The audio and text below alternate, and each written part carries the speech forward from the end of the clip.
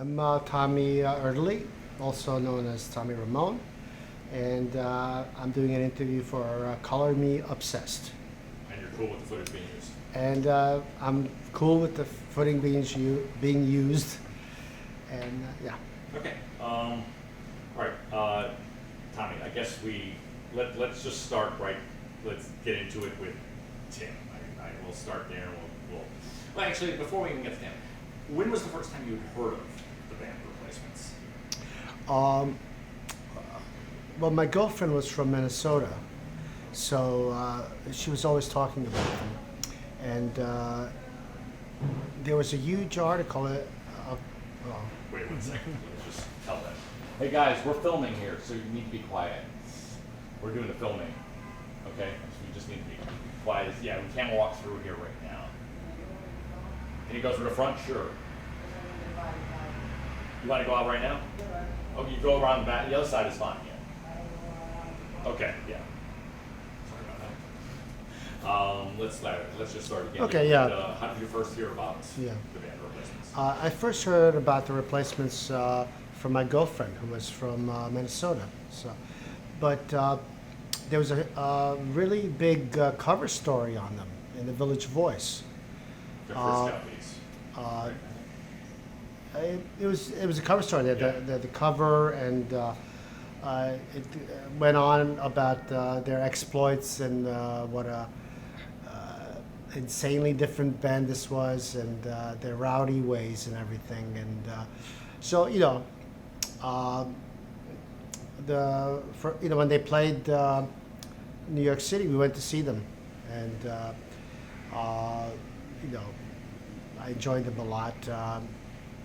Afterwards, I bumped into Tommy Stinson. I told him how much I enjoyed the show, and so that was the first time I saw them. And I don't know. I don't know how much longer. I got a call from the A&R department at Warner Brothers Records, and they said that they wanted to talk to me about possibly producing their next record. So that was my introduction to the Replacements. Now, when you, I guess, what were the negotiations like in terms of, was it something you said, yes, that sounds great, or did you talk to the band first?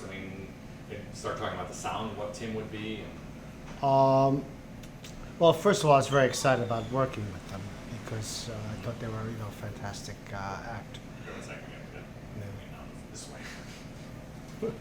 I'm having trouble with this. Yeah. You need to get into this side. I said, do you need to go in here? No, I'm only leaving my back. Oh, okay, go ahead. Yeah, go and get that now. I'm Yeah. leaving. Okay, thank you. No more.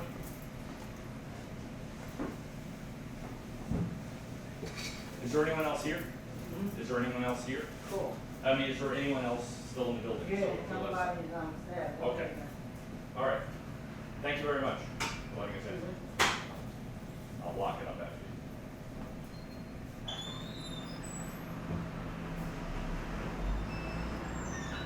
So, okay. At least that was the beginning of the question. Okay. All right. So discussing the sound of Tim when you were getting hired. How much did they talk to you beforehand? Basically, like I said, Mike Hill, the A&R person at Warner Brothers, called me up and asked me if I would be interested in working with the band, and I said very much so. I'd gotten all their records. I had all their records, and they were, wonderful. They were great, and which I will go into, later. But as far as they invited me to come to Minnesota to meet with them and see how we got along and everything. And so I did that. I went to Minnesota and Paul Westerberg and Peter Jesperson picked me up at the airport. That's when I first met them. And right away we pretty much hit it off. I mean, they were big fans of my work, I guess. So they were, inclined to work with me, pretty much from the start. And we started talking, and later that night I met the rest of them, and I mean,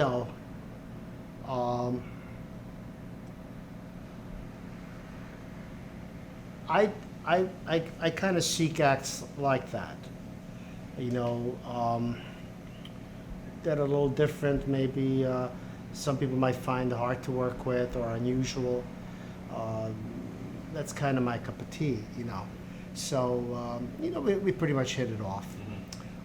We went into the studio the next day to, cut some demos, and we cut 2 songs, like kind of punk versions of Kiss Me on a Bus and Little Mascara, and which are very different than what was on the record. But I think they're available on The extras. the reissues. Yeah, There, sort of yeah. the extras that was put in there, and so I think I don't know how many months later we went in it to do the real thing, and I mean, these guys were unusual, but I was used to working with unusual people. I mean, here's what I mean. Of course, they were all very much individuals,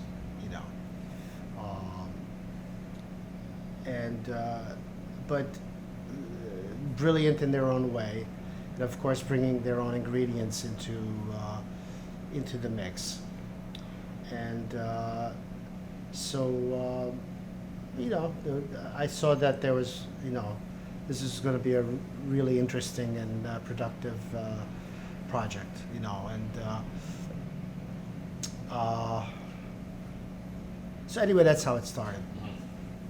I mean, here, obviously, there's 2 live anyway. There's 2 replacements. There's the band that would rock as hard and be as good as almost any rock band you ever want to see live, and then there was the train wreck version of the band that showed up every once in a while. Here they are going to the studio for their first major label album. How were they once they got to the studio? I mean, which band did you get, or or was it a combination thereof, or? Yeah. Well, I set to work immediately to kind of, bring them into a more professional kind of attitude. I pretty much, they got my style pretty quickly. Mm-hmm. That we were going to work, that we weren't going to party, that we were going to go in there and make a record. Right. And party afterwards. So basically, I encouraged them to, maybe drink enough to loosen up a bit, but that's it. Mm-hmm. That's the way we were going to make this particular record. And so we kind of maintained that, and that's how we worked. We took it seriously, and but loose. And they asked me where, initially when I first went there, they asked me where we should make the record.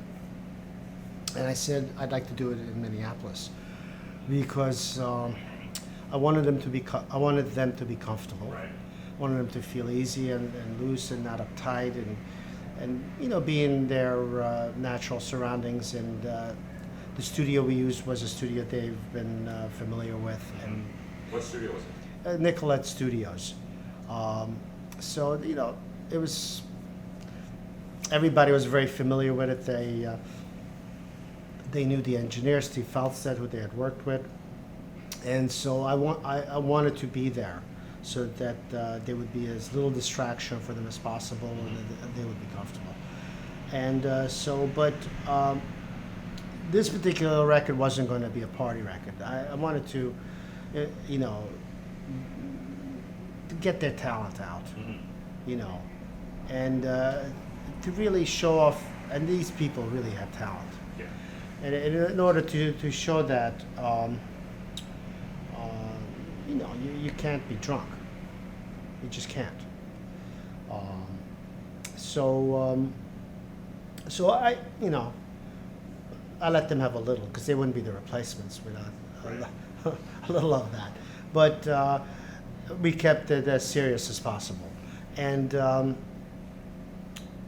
I wanted to hone in on their talent because, you seldom get to work with talents of that caliber. So I wanted to highlight anything that they might have, and that's basically the way I worked. Again, making them comfortable and just letting them just do what they could. Now, how long did the album take to record completely? It was done quickly, but I don't remember. Probably like maybe 3-4 weeks. Oh, so it was fast, okay. Yeah, something like that. And so 11 tracks were, did Westerberg come in with a suitcase full of songs, or did they know these were the 11 songs, or? Yeah, they had the songs. The first day I saw them, they played me all the songs, Mm-hmm. and they're more or less ready to go. But part of it was sort of improvisational, which I encouraged. Mm-hmm. And things like Waitress in the Sky were just basically put together in the studio, but other songs also. So they came ready with songs, but some of them might have been half formed, or and we kind of left it loose and sort of figured out how to finish it up Right. as we were working on the songs themselves. Because you haven't, Tim is my favorite replacement. It's probably my favorite album of all time. I think it's from beginning to end pretty much amazing. But you have such a collection of songs, from the whimsy, like Waitress in the Sky or Kiss Me on the Bus, to just all out amazing rockers, to one of the greatest ballads ever written that ends the album. And it's just, it's like nowadays you'll have, rock bands will, it all sounds the same, and then you've got the one maybe power ballad and they're thrown in. But here you had like a lot of different sounds on this record. A lot of different genres, so to speak. Was that in mind going in? That it was, it was like we were going to show like all these different sides of the replacements? The way I worked the record was kind of song by song, and very free form, sort of like an adventure where you go in and you go from room to room, and every time you open the door you go into a different room, and it's like a whole different experience. Mm-hmm. And since a lot of the songs were very different from each other, it really helped lend that. And I guess that suited our ideas about what we liked too, So that's kind of how we went about, Mm-hmm. doing it from song to song, and have a different sound and a different feel. Now, one song that recording Yeah. session that didn't make it, which is, a lot of people love that, to rank that as one of their favorite replacements. Right. Yet it didn't make it on this album. How did that song just not fit what you guys were doing, or was it? No, we ran out of time before we were able to mix it. Oh, really? Okay. Yeah, so it's a rough mix that's available. That's the demo. Yeah, Okay. we had a rough mix of it. In other words, it was recorded, then we had a rough mix, Yeah. and we never got around to the final mix. It was just one of those things, and everybody said, "Well, what happened to Can't Hardly Wait?" Well, it exists, Yeah. in its rough mix, which to me sounds fine. Yeah. I like the rough mix. But yeah, somehow it didn't end up on the album, and everyone says, "Oh, wow, that's my favorite song." I go, "Oh, one of those things." Because I'll ask everyone we talk to favorite albums, favorite song. The favorite albums, it's always pretty much split between the middle three, Mhm. Tim Pleased to Meet Me, but that song does come up a lot. Yeah. It's like a favorite song. Mhm. It really does. How prepared were they in the studio? Was there a big difference where Westerberg, the consummate songwriter, and Bob sort of, obviously Bob got bounced from the band shortly thereafter. Right. You said you wrangled them in and you tried to, not much partying, but what about actual preparation beforehand? No, we just went into the studio. They were prepared as far as they knew the songs as much as they knew them, and we kind of finished it up in the studio. Bob Stinson was never there. What we did with Bob was we got him to show up. And while we had him there, one day he came. And while we had him there, we just turned the tape machine on and recorded him doing solo after solo after solo. Bob was brilliant. He was a brilliant guy. I think he was kind of against a major label situation. Okay. I think he felt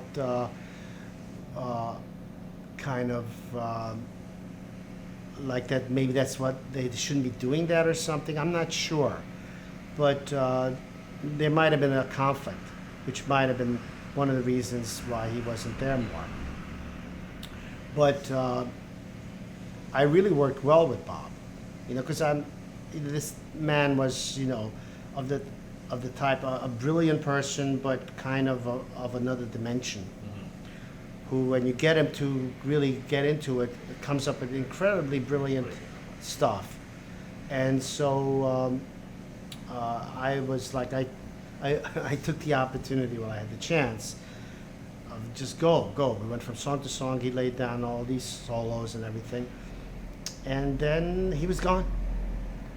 I think he was a cook at the time. He enjoyed cooking or something, so he was at a restaurant. How many days do you think he was actually there? One. Just one? I think so. Wow. I had met him other times. But I would see him, I would hang out with him, but in the studio, it was one day of Bob Stinson. Wow. And we did all his solos, in that one day. Now, a lot of times, when you're making a film, a lot of times it happens the same, but there's always that brilliant mistake that just becomes like, wow, it's just, you didn't expect it, and it's like, at the time you don't even know what it is, and then you go to put the final thing together, and it's like, wow, that's perfect, and it's like you didn't realize you had it. Anything on these songs that were just like somehow this just brilliant improv that just seemed to work and came out of nowhere? We were coming up with accidentally interesting moments all the time. Probably in every song that we were doing. It was there was some improvisation involved in all the tracks that we cut, and that was part of the process, And even though we were working quickly, we were focused on creating something unique. Because I think we were all kind of that mindset. To be, here's a chance to be doing something that's, going to be, lasting. Right. That certainly was my attitude, and I think it was their attitude also. Depending on on their perspective. Were there any songs that were just bang? They went in and just hit it, nailed it in a couple takes, and it was out, and other songs that were just really used a lot harder to get down right? All the songs were done in 1 or 2 takes. Really? Even something like Here Comes a Regular? Yeah, Here Comes a Regular is 2 takes. Wow. Jesus. What about what is that violinish kind of sound on Here Comes a Regular that sort of goes towards the end? The cello sound. It is a cello. The cello sound at the end is a sampled cello in an EMU sampler that was played. So you get the sound of real cello, but it's got an otherworldly effect to it because it's played with a keyboard. Okay, yeah, I was always kind of wondering what exactly was used to get that, it was just so haunting at the end of that. It's just beautiful. The sound of the album. Was there a specific, it's a unique sound from all of the other albums that the band has done. You know, from whether you go towards the end with you know, Don't Tell a Soul, which seems like like really produced for them, very echoey, Right. loud. This had to me just such a live band sound. It's like this is like you're walking into, you know, a club and you're hearing a band. Yeah. I was, when we were making the record, I was very much concerned because at the time there was a fad of making the drum sound very loud and very echoey, with you know, very short cutoffs, you know, and things like that. The explosive drum sound, which was kind of, I think, basically started by Phil Collins, but became a huge fad, and it was used extensively. And another kind of studio kind of trends of the time. And I purposely wanted to avoid anything like that because I didn't want the record to ever sound dated. Okay. I wanted the record to be part of not any particular era, but kind of a lasting thing. Gotcha. So that's kind of the direction I was going towards. Someone's knocking on the door here. Let's see what this is. Sorry. That's okay.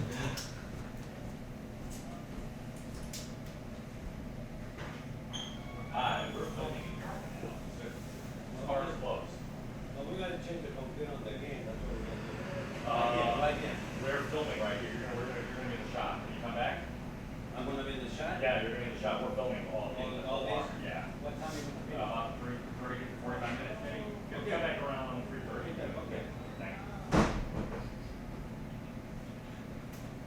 I can't believe this.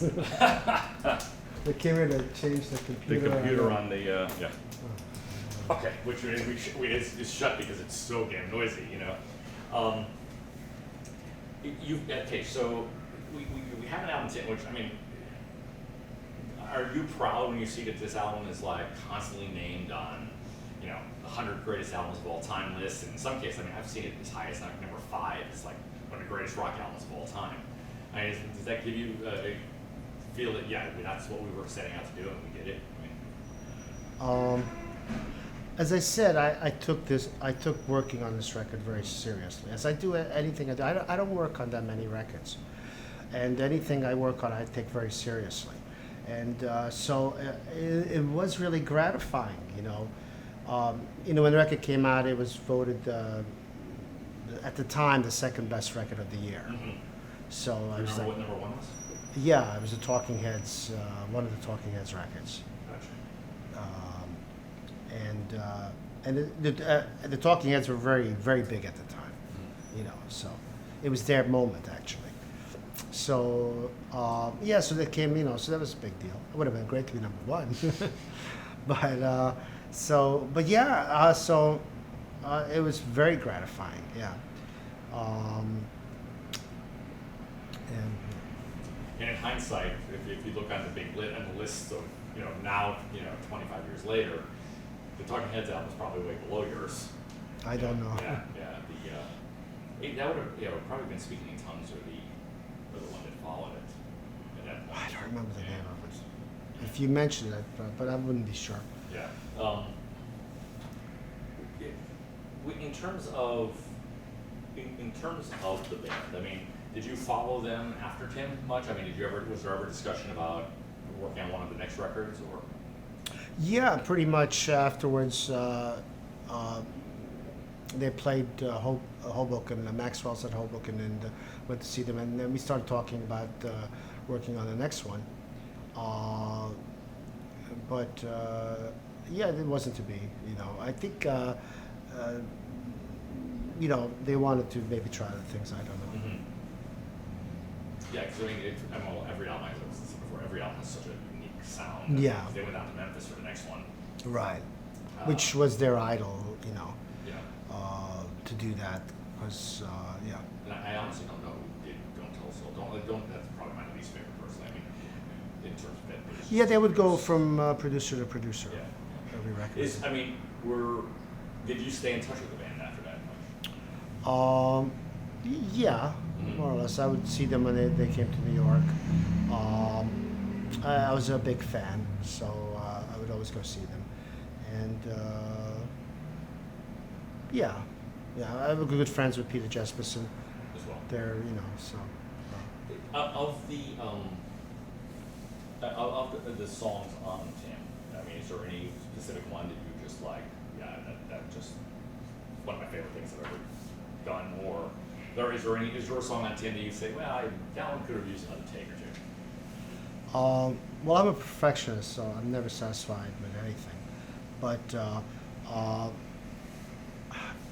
I like all the songs, but basically I just loved working with someone like, you know, Paul Westerberg, you know, and interacting with him.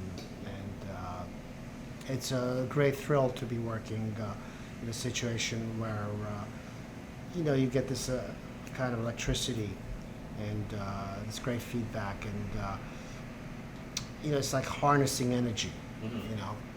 And it was just a great experience. And that, to me, every song is very different. Every song is like a jewel. And it's sort of, I mean, that's the way I grew up listening to records, you know, because I grew up, of course, where, you know, where you were waiting for, like, for example, a Beatles album. And you got a Beatles album, and they put so much work and everything into it. And you know, I grew up on things like Sgt. Pepper and that type of thing. And so a lot of my production aesthetics were based on kind of creating little vignettes and things like that.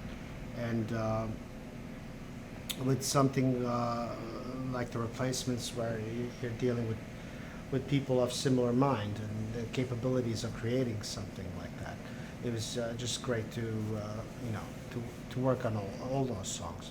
Now you had mentioned, was it Just Man the Busters or Waitress in the Sky? It started out the first demo was like really punk.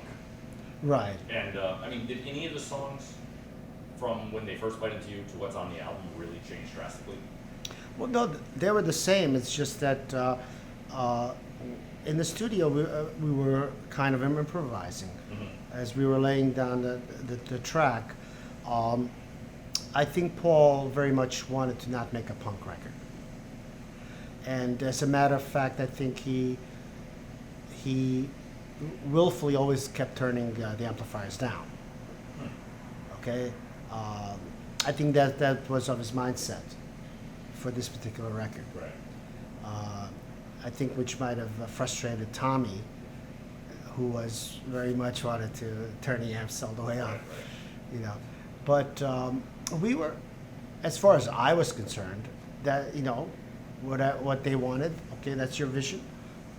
Let's work with that. Yeah. You know, because that's my idea. You know, you know, and I'm open to all things. So I said, okay, that's what this record's going to be. You know. The Replacements, a lot of bands since the Replacements think a lot to that sound. I mean, they, from Nirvana to Green Day, you know, Billy Joe Armstrong has very much said it's like, you know, that was Paul Westerberg picking up guitar. What do you think was their magic that just, well, I mean, it turned so many people on to pick up a guitar? You know, they had such, why do you think they had such a wide-ranging influence? You know? Yeah, I think many people directly identify with Paul Westerberg and his what he radiates. That obviously his deep feeling, his sensitivity, his angst, his willing to open his soul. Not totally, but you know, in a kind of artistic way. And many people identify with that or relate to that or connect with it directly. And that combined with a great singing voice, you know, the nice velvety sort of John Lennon-esque kind of voice, with you know, with the sensitivity, I think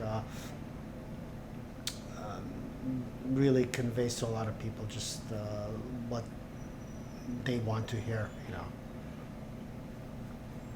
what else, just to give viewers an idea, what else have you produced in terms of like other albums that if they were like looking to compare like the sounds and stuff? I guess the closest would be a record I did a couple of years afterwards was Red Cross, which also, I mean, it's hard to compare it, but it's a little bit similar. But since we're dealing with different aesthetics and different sensibilities,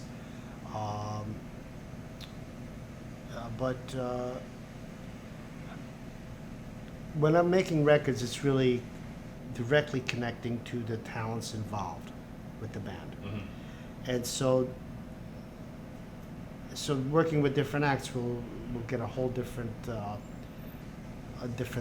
Got it. you know. And that's because some people, they come in with their sound, and That's it. you do it my way, you're hiring me, this is what you're going to sound Yeah, like. yeah. And that's great. I mean, some of my favorite producers are like that. But I like to harness the ideas and energies of each individual talent. And whether it's little talent or great talent or immense talent, everyone has their own unique thing. And I like to take that and kind of, hey, where else are you going to get something unique? And that's how I like to work. So the things I work on tend to sound very different. Gotcha. Now, stepping back from a second, removing yourself from the picture of having produced Tim, if you look at as a fan of the band, what is your favorite Replacements album, and what's your favorite Replacement song, or you know? Yeah, my favorite Replacement song is "I Will Dare." That's a great song. Great chord change, great lyrics, everything. Unsatisfied. I'm so close to the songs on Tim that you know, it kind of, it's like to me it's like one whole thing. But those would be my favorites. I like a little bit of everything from all the records, you know. So, you know, they're all so different. I guess my favorite album, though, would be their first album.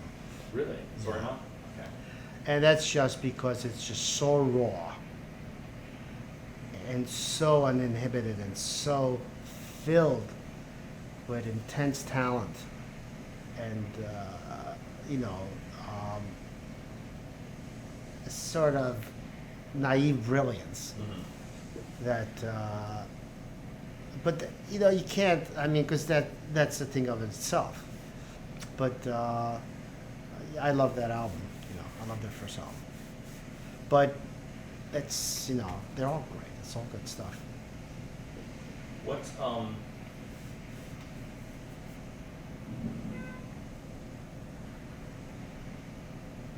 back to the studio bit, and so Bob played for one day. I guess then it didn't come as much of a surprise when Bob was moving to you, right? Yeah. Well, no, it did come as a surprise. I was kind of hoping that Bob would get himself together. That you know, that when this record became successful or something, that he would see that, you know. I thought, I was kind of hoping he would, you know, come around, and Yeah. I really don't know how much difficulty they had with him. I guess there must have been a lot. But I think after all the records they made with him, I think Paul wanted to maybe shift gears at that point and go in a different direction, become more of a journeyman band, you know, as opposed to the way they started off as a punk rock act. He wanted to, you know, go into a new direction, I think. So, and I imagine maybe Bob wanted to just keep on shredding and, you know, just have it all raw. So. They always talk about the Replacements putting on, especially on Let It Be and Tim, the song to placate Bob. You know, on Let It Be, it was the Kiss cover, and I believe they said it was Dose of Thunder on Tim. Did that seem to be the song that was put there to to make Bob happy. Yeah, I don't know. I don't know if that's the case. Dose of Thunder. I think they just liked songs like that. They wanted Dose of Thunder to sound like a Slade song, Okay. and I wanted I wanted it to sound like a unique song Mm-hmm. because I didn't think we needed another Slade song. So I was going more for a kind of something totally different. But that was the idea behind it, and I don't know if it was a Bob thing. He wasn't there, Right. Okay. but and yeah, so that was the Dose of Thunder thing. Did in terms of working with you, obviously you come from pioneer punk bands. You know, I mean, one of the first. I mean, you know, I mean, it's certainly in New York. Was there much reverence in terms of them working with you? Because of your background. I think they were aware of what I could bring to the project. Mm-hmm. I didn't discuss with them how much they, like the Ramones or anything like that. But the fact that they chose me to work with them, I imagine there must have been, Yeah. some, because I didn't encourage really. Gotcha. But you know what I did with them a lot? Because I think especially Paul was very much into the New York scene in general. Mhm.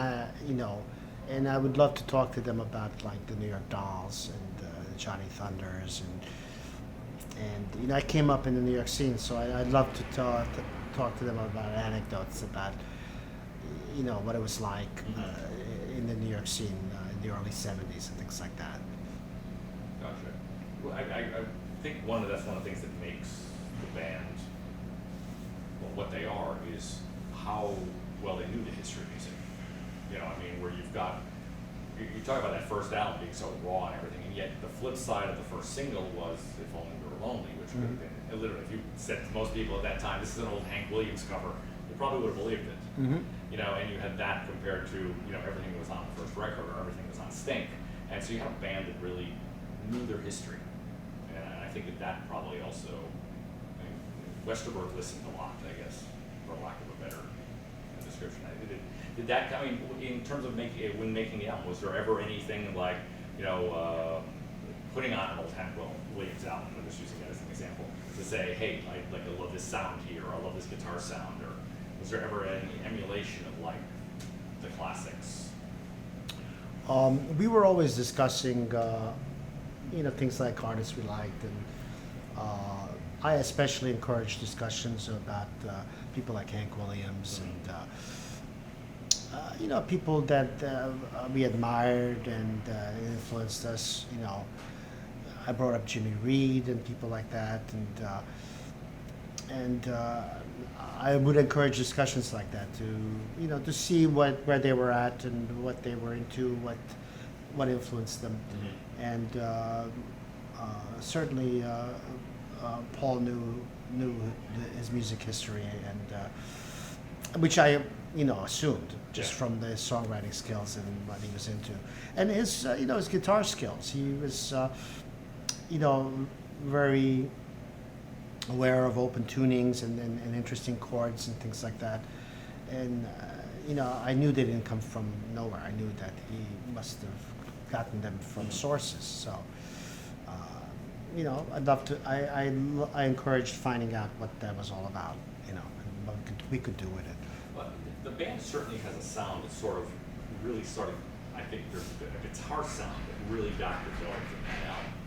To where it's like, the replacements, you play like two chords, and it's like they have this sound. And I'm going to assume it's Westerberg because you said basically that Bob was really just coming in for the leads. So I mean, it's almost like this, almost like jangly. It's like half birds, but it's like the punk birds, and how influential were you? I mean, was there, when you're going in there, I know you weren't engineering, you were producing. How much of were you saying, it's like, let's change this up a little bit, were you? Yeah, we controlled the sounds quite a lot. I mean, as I was saying, Paul was going more for a cleaner sound. Yeah. So we worked real hard in getting a good sound and things. Paul played a lot of the guitar parts and overdubbed them. And I played the solo to Kiss Me on the Bus, so I did a little bit. And we kind of worked hard on the guitars, you know, Yeah. to get a nice, interesting guitar sound, and get it, you know, that chimey sound, which I liked a lot for some of the songs, and yeah, that was important for us to get the guitar sounding good. Was there? I mean, were there any? I mean, for the music geeks who would be watching this, were there any special effects, or just like any special old amps or anything like that that you were using? I remember Westward Live played Les Paul a lot, but I don't. Yeah, Paul Westerberg is a guitar fanatic. He loves to buy guitars. I don't know how many he owns, but he was always buying guitars, and always using different guitars. Okay. At that time, he was using mostly or a lot. He was using a Les Paul Special, which is a 2 pickup, you know, Junior, and I think he used that a lot on a lot of songs. But we had all kinds of guitars there. There was a guitar shop in town, and it was easy to get guitars, and they did. As far as I can tell, he never sticks with one particular guitar. He seems to go from mostly Gibsons. Yeah, that's what I. Yeah, he seems to like P90 pickups, and but you know, he likes humbuckers too. Well, he can't seem to settle on one sound. He seems to like go from guitar to guitar. Now, in terms of back to like even improv, is there one piece of improv story like you can share with us that like just really changed the song or just really just worked beautifully? And Yeah, well, Waitress in the Sky was all improv, where we, you know, we kind of got boxes. Instead of drums, we used boxes. Instead of a bass drum, we used a microphone, tapped on a microphone, things like that. But a lot of the songs were improv. Dose of Thunder, we did a lot of improvisation on. As a matter of fact, most of the songs we were improvising, coming up with ideas for different sounds and different. We were having fun. I was encouraging them to relax and have fun, without wasting time nor without partying, you know, but enjoying, creating the music. So that's kind of the atmosphere I tried to. was even the scream that starts it off? The Westward that yell that Westward has at the beginning of I Hold My Life. Drawing a blank. Bastards of Young. Yes, sorry. Yeah, was the scream? I mean, was that scream and was that planned as well, or is? No, all these things are improvisational. Is that Westward? Yeah. Okay. And the ending was done on a demo. The ending Where it just sort of falls apart. yeah. But that was done on a take of the demo, and then when we cut the final one, they didn't do that because that was just an improv thing, and you know, and I missed that, and then the Mike Hill, the A&R person, came to listen to it, and we get to the end of the song and says, "Where's that thing at the end?" And I go, "You missed that too?" I said, "Yeah." So we both missed it, so we took it from the demo and spliced it back on. Now, okay, so it's your first Warner Brothers records, and we've all heard stories, and you lived the life, I'm sure of it, where it's like the labels would always say, you know, where's the single, so to speak. I don't know if they were doing this much back then. There's the infamous Bull Coast story, not that long ago, where you know they got bumped with Yankee Hotel. Was there ever a question of that? I mean, was there, you know, it's like, where is your single on this? How to sell, you know, 1 million copies of this record? The record company is always very much interested, certainly at that time, in singles, because they want to break the band, and so they need a good single to play on the radio, and so I mean we figured, well what songs on the record are possible as singles. So we figured Kiss Me on the Bus and Bastards of Young were the most suitable for that. And like I said, the original version of Kiss Me on the Bus was a punk song, which Yeah. wasn't a single at all. It was just kind of, but somehow it wasn't like, oh, we're going to make Kiss Me on the Bus a single. It was just, that's just the way the song basically organically grew. But once we got to a certain point on it, I realized, oh, well, you know, this now is sounding like a pop song.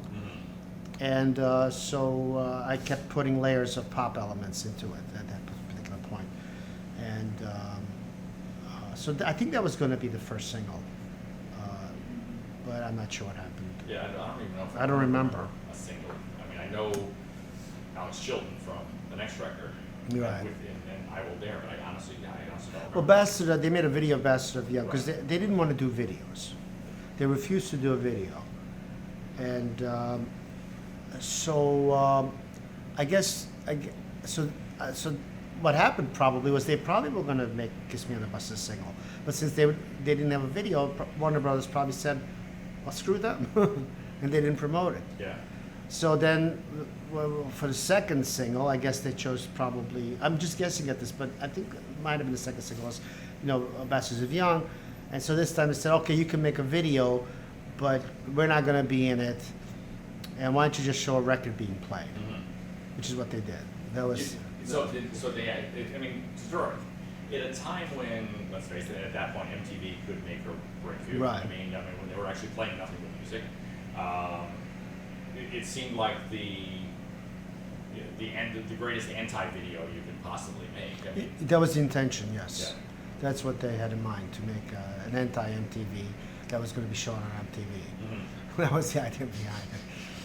I don't know if it was. I don't think it was shown all that much, but probably had 120 minutes or whatever it was at that. Probably, I Yeah. don't remember. Yeah, there was some show. There was some punk show on a Sunday night. I don't remember. Right. Yeah, like 20 years ago. Because I was, and the reason I asked that is like that whole thing is like, was there pressure from the label to like, you know, listening to? Did the label ever come in and say, you know, this is their first big release here? We need more of this, or we need more of that, or did they pretty much let you guys do what you want? There was the record company pretty much let us do what we wanted, you know, but you know, the A&R person came to, you know, Michael came to check out, you know, when we were finished the product, you know, and that was it, you know. Gotcha. They pretty, you know, it wasn't a high budget thing, Yeah. and I kept the costs low. I was used to working under those conditions. And in fact, I find those conditions fine, you know, because I hate wasting money. I think, you know, when you're focused, that really you come up with good stuff. But that was the situation, and but when it was finished, then you hand it to the record company.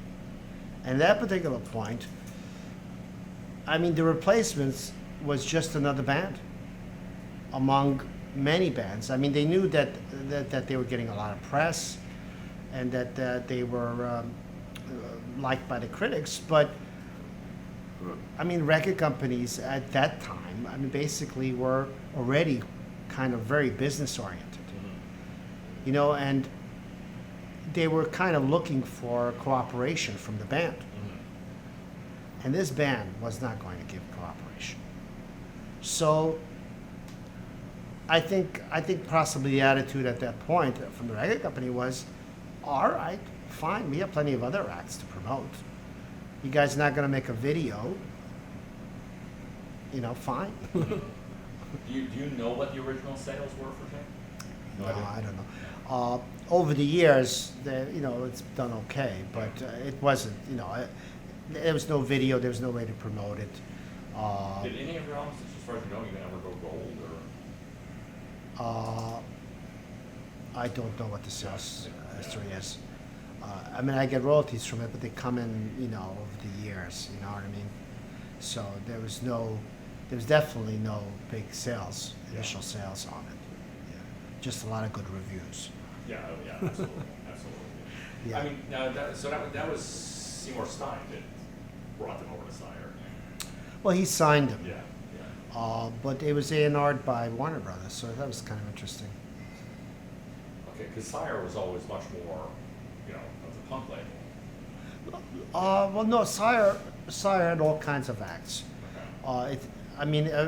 Even from the beginning. I mean, Sire signed the Ramones, which was a punk act. Yeah.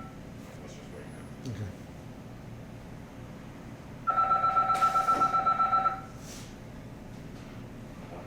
Do you remember if it picked up last time I did? See if there's a maybe a shuffle flying off.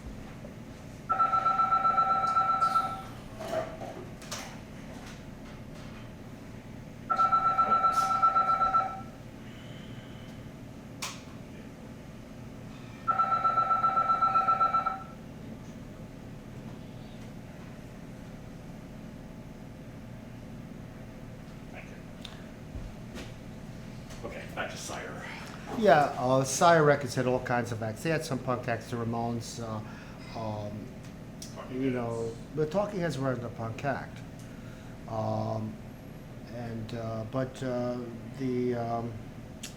My mind just went blank. Well, let me think. Okay. The Stiff Betas, what group was he in? Dead Boys. The Dead Boys. Yeah. Sire Records had all kinds of acts. They had punk acts like the Ramones and the Dead Boys, but they also had the Talking Heads, which was kind of sort of an artistic type of band, and they signed pop acts like the Replacements and things like that. Not the Replacements, the Pretenders, and so it was. And they stopped using the term punk. Really, they started using the term new wave, which I guess covered more of different genres that they were suitable for. So they were basically a modern rock, new wave label, Sire Records, and I forgot what the original question was. It was about Seymour signing them and Oh, right, and, yeah. You know, the basically looking for the the single and so forth. Right. Seymour loved the Replacements and signed them, so they were on Sire. Yeah. Now, if you could, in your own words, I mean, what made the band special? I mean, or if you were to like try to turn this generation of music fans on, which the bands are all over the place nowadays. I mean, what would you say about the Replacements?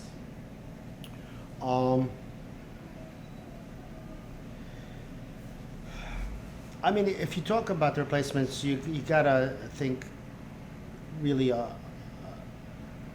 I think of them basically as artists, in a sense of a creative person, a sensitive, very talented, troubled, creative person, coming up with great art. And I think about that with Paul Westerberg. I think about that in a different way with Bob Stinson. Coming up with just brilliant ideas, and with that was just great musicianship from Chris Mars and Tommy Stinson, and Tommy Stinson brought in Tommy Stinson was rock and roll. He brought in a lot of the rock and roll elements, that spirit of what that was all about. And Chris Mars was a great drummer, an intellectual. I think he brought in a lot of deep thought into the band, and an understanding and creativity, and he had a lot of patience to put up with all he had to put up with, which I understood because I was in a similar situation, with the Ramones and stuff like that. So, but all in all, it was a combination of very talented, sensitive people. You put together and you get a nice volatile mixture of creativity, which doesn't come around that often. You seem It's rare. four very unique personalities. that somehow mesh. Yeah, and I had a discussion with Peter Jesperson at that time about them. Oh, what a coincidence that these guys met and were able to put something like this together. And I said, no, I don't think that's a coincidence. I said to him, I think people like this have a way of finding each other. You know, they somehow, when they meet, something just consciously or subconsciously clicks, and somehow it's not an accident, and somehow this does come together, congeal into what became, the Replacements. Anyway, that's the way I felt. Is there anything else you would want to add to? I mean, this doc is going to basically cover their history through people who worked with them, people who were influenced by them, their fans, and and just literally right up in the night the day they broke up, I'm gonna probably try to film the end of it at Grant Park in Chicago with people who were at the last concert. Anything you would want to add that just we can cover here?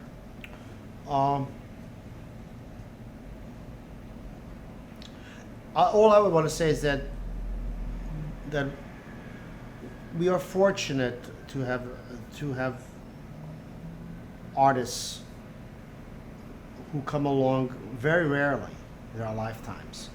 Jimi Hendrix, the Beatles, and the Replacements, I think, is one of these acts. Very unique, very fragile and precious. And I think we're just fortunate that a few of these acts come along in our lifetime, and that's one of the things that makes life worth living. Good. Thank you. That was great. Thank you. The last quote was great. I was like, thank you very, very much.